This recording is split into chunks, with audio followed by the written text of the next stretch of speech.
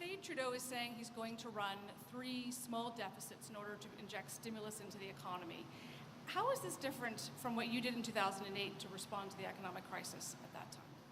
Well, obviously we faced a major global financial meltdown in 2008-2009, not just the drop in economic activity, but the effective freezing and collapse of a significant part of the global financial sector. My economic training tells me that's actually the time when you do run a deficit. When you have modest growth, we have modest growth this year, we will have modest growth, you don't return the country into deficit. And Trudeau's deficits will not be small. Mr. Trudeau has made tens of billions of dollars of spending promises. He said the budget will balance itself. He has no idea what he is talking about when it comes to these things. That's why you could be sure that his small deficits will become large deficits and would get Canada into the same pickle of high taxes and program cuts that we had under the last Liberal government.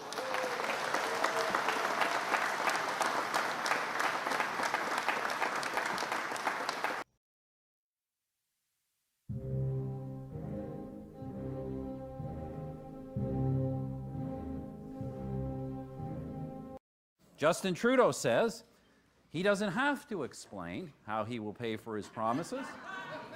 Once again, tens of billions of dollars of new spending because, as he famously announced, the budget will balance itself.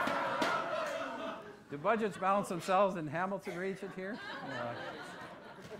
Well, actually, friends, let's be fair. Justin is now changing his tune. He now says today he will run a deficit, a modest deficit. I guess it turns out the budget doesn't balance itself after all. But he'll run he says, a modest deficit, a tiny deficit, so small you can hardly see the deficit. That's what he says. A modest deficit, and only for 3 years. Only for 3 deficits, three modest little deficits. And maybe $10 billion each, modest $10 billion deficits to start with. Friends, we've gone through this before. Look at the mess in Ontario with the modest deficits of a Liberal government.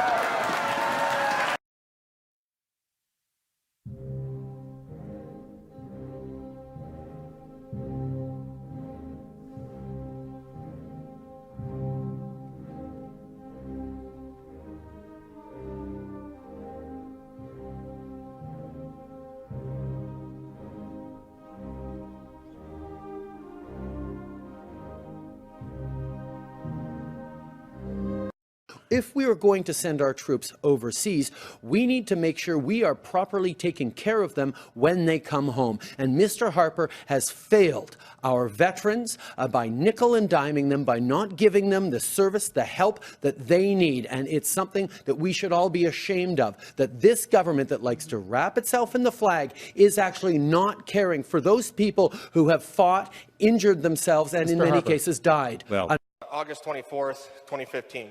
You made the promise, and I'll quote it here, "No veteran will be forced to fight their own government for the support and compensation they have earned."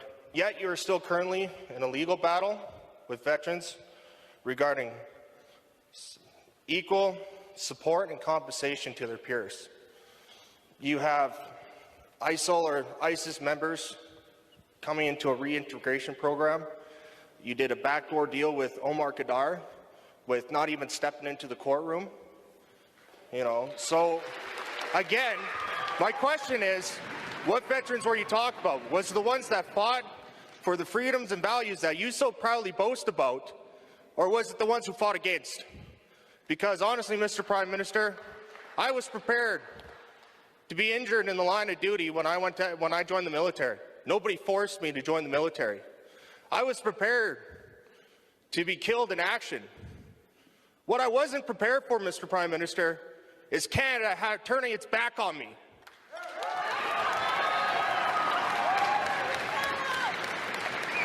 So which veteran was it that you were talking about?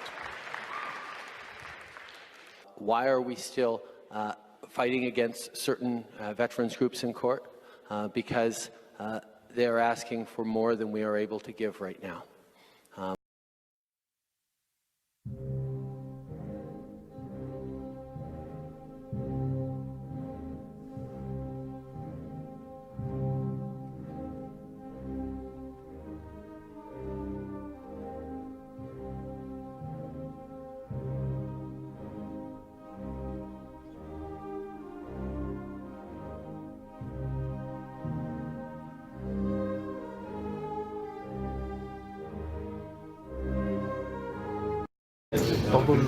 Stephen Harper first weighed in on NAFTA talks a few weeks ago in Washington.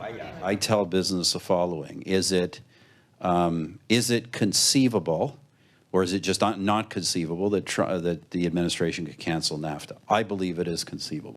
Now, a leaked memo suggests the former prime minister has serious concerns with how the Liberal government is handling the negotiations.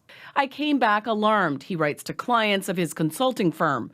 I fear that the NAFTA renegotiation is going very badly.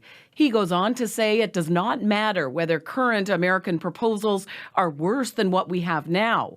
What matters in evaluating them is whether it is worth having a trade agreement with the Americans or not. Today, this Conservative MP backed up her former boss. This is a whole or nothing, is what the analysis is now, which is it worth losing NAFTA over this particular issue?